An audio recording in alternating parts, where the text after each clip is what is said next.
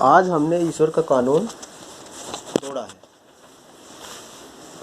4 वेद है हमारे पास, ऋग्वेद, यजुर्वेद, सामवेद, अथर्ववेद और भविष्य पुराण भी है इसके अलावा, है ना।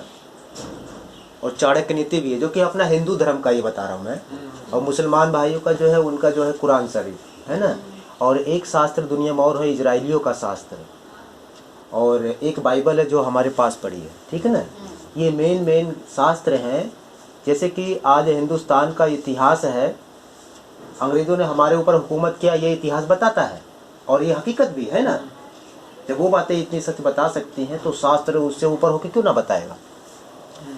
लेकिन हमें ये जानना है, जैसे कि साईं बाबा ने कहा कि सबका मालिक एक है, हैं? और सारे शास्त्रों में भी लिखा है कि सबका मालिक एक है, एक खुदा है, एक ही परमात्मा है, एक ही परमेश्वर, एक ही ईश्वर है। लेकिन वो कौन है, हम कैसे जानेंगे। मैं जाति का यादव हूँ, ग्वाल वंश से हूँ, श्री कृष्ण भगवान के खानदान से, है ना, ठीक है।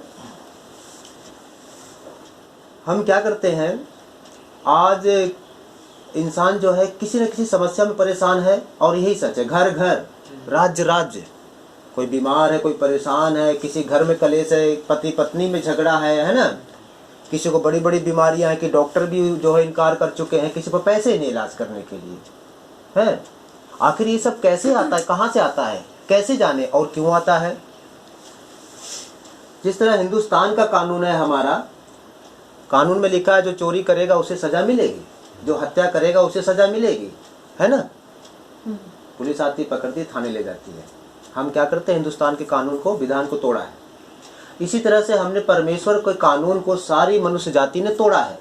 वही जो सबका मालिक एक है, जिसने आकाश, पृथ्वी, समुद्र को बनाया, हमें बनाया है। उसका कानून क्या है, उसने कहा बेटा तुम हत्या ना करना है।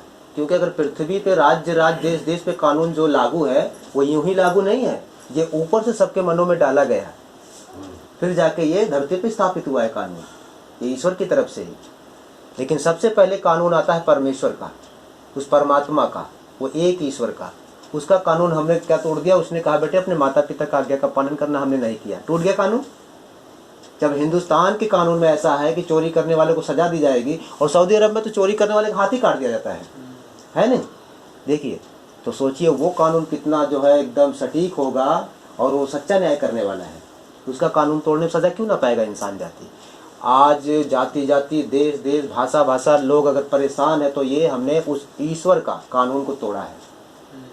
क्योंकि वो ईश्वर जो आत्मा है, जो दिखाई नहीं देता है लेकिन वो सुनाई देता है, उसके कानून को हमने तोड़ा है। और आज जो घरों घरों में तबाही है, बीमारियां हैं, लड़ाई झगड़ा है, कलेश है, ये उसके कानून के तोड़ने के खातिर हुआ है। और पृथ्वी पे एक और व्यक्ति है जो कि हमारा विरोधी है, जिसे हम शैतान कहते हैं, जिसे भूत प्रेत कहते हैं ना। देखिए, शैतान एक राजा के रूप में बैठा हुआ है धरती पे, और उसकी बहुत बड़ी सेना है। जिस तरह हिंदुस्तान के पास 12-13 लाख सैनिक होंगे, सबसे बड़ी सेना किसके पास है सारी दुनिया में, चाइना के पास शायद 23 लाख या 22 लाख ऐसी कुछ होगा, है ना। तो इसी तरह शैतान के पास भी एक बड़ी सेना है जिसने पृथ्वी पे कब्जा कर रखा है। क्यों? क्योंकि शैतान को पृथ्वी पे अधिकार दिया गया था, उसके वश में किया गया था। पर जैसे हम एक इंसान होता है, कोई मालिक, हम नौकरी कर रहे हैं, वो वफादार जानता है, कुछ समय तक एकदम से हमारी नीयत बदल जाती है ना। ऐसा ही कुछ हुआ था। तो आज जो शैतान परमेश्वर के कानून को जो हमने तोड़ दिया है, उसी का इस्तेमाल करके हमारे घरों में, हमारे जीवन में, रिश्तेदारों में, बच्चों में तबाही, बीमारी, कलेश, यही करवाता है। ये क्यों करता है? क्योंकि हमने परमेश्वर के कानून को तोड़ा है, और उसी का उपयोग करके वो हमें तबाह करता है। और सही बात यह है, केवल हिंदुस्तान में ही नहीं, सबका मालिक एक है, सबका मालिक एक है। लेकिन आज जो है आप देखोगे, हिंदुस्तान से लेके यूनान, कनान, बहुत से देश हैं जो अब तो नाम चेंज हो गए हैं, फारस देश, जिसे अब ईरान कहा जाता है नहीं। सबके अपने अलग अलग ईश्वर थे, सबके अलग अलग ईश्वर थे, सबके। और यहाँ तक हमने उसकी जो है तस्वीर भी बना दी है। लेकिन सबका मालिक एक है, एक परमात्मा है, सबको पता है। और शास्त्रों में मिलेगा, कुरान में मिलेगा, इजराइलियों के शास्त्र में मिलेगा, बाइबल मिलेगा कि एक ही है सबका मालिक, और वो एक आत्मा है, कभी दिखाई देता ही नहीं। इस धरती पे ईसा मसीह आए, उन्होंने भी कहा कि वो जो सबका मालिक एक है वो एक आत्मा है, मेरा पिता आत्मा है, उसे आज तक किसी ने कभी नहीं देखा और उसी ने मुझे भेजा है, उसी ने मुझे भेजा है। और वो क्यों आए थे? जिस देश में आए थे वहाँ पे कई राज्य कई जाति के लोग थे और सबने अपना अपना ईश्वर बना के और आपस में लड़ा करते थे अपने अपने ईश्वर का नाम लेके। यही हाल यूनान का भी था, जिसका वो सिकंदर महान के नाम से जाना जाता है ना, जो दुनिया पे हुकूमत की थी, वो उसी देश का है। इस समय ग्रीस नाम से वो जाना जाता है, वो देश है ना, जो पहले यूनान था। यूनानी लोग भी हमारे देश में आए थे। तो आज जो है सबका मालिक एक है, लेकिन हुआ क्यों? जब हमने परमेश्वर के कानून को तोड़ दिया, उससे हमारा एक संबंध टूट गया। क्योंकि वेदों में लिखा है, कुरान में लिखा है, बाइबल में लिखा है, परमेश्वर पाप से घृणा करता है, पाप से घृणा करता है। और पाप की मजदूरी क्या है? मृत्यु है, वो भी हमेशा की। पाप की जो कीमत है वो मृत्यु है। और पाप क्या है? परमेश्वर के कानून को तोड़ना, उसकी आज्ञा को ना मानना, यही पाप था। तो शुरू में ही हमारे पूर्वज जो है उसके कानून को तोड़ के वो पापी ठहर गए, वो सजा के योग्य ठहर गए। और पाप की कीमत क्या है? मृत्यु, वो हमेशा की है। देखिए, शरीर तो 80 साल 90 साल 100 साल जो भी जिंदा रह के मिट्टी से बनी मिट्टी मिल जाएगी, ऐसा शास्त्रों में लिखा है। लेकिन आत्मा महत्वपूर्ण है, उसका क्या होगा? और लिखा है, वेदों में लिखा है, गीता में लिखा है, कुरान में लिखा है, इजराइलियों के शास्त्र में, बाइबल में लिखा है कि आत्मा नहीं मरती है, हैं? आत्मा मरती ही नहीं है। लेकिन देखिए ईसा मसीह क्या कहते हैं, बाइबल में क्या लिखा हुआ है?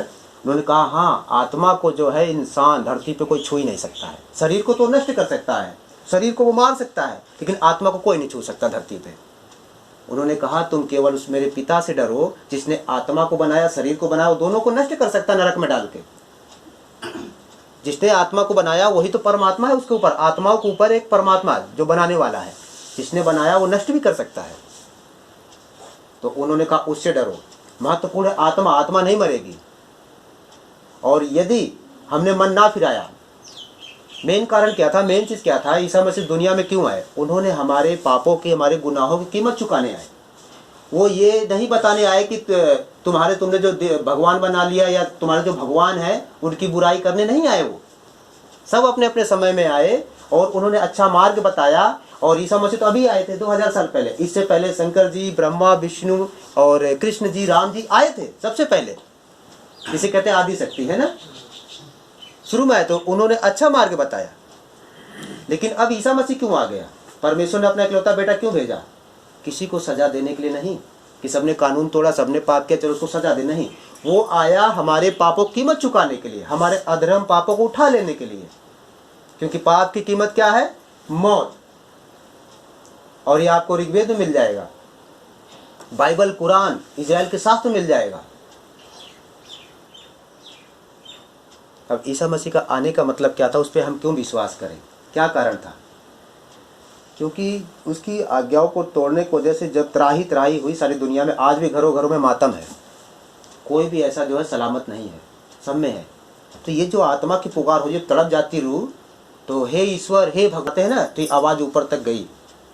और उस सर्वशक्तिमान ने जब हमारी पुकार को, हमारे आंसू को देखा तो वो पिघल, उसने एक उपाय तुरंत निकाला, अपना बेटा भेज दिया कि हमारी कीमत चुकाई जाए, कि हमारी आत्मा नरक में ना डाली जाए।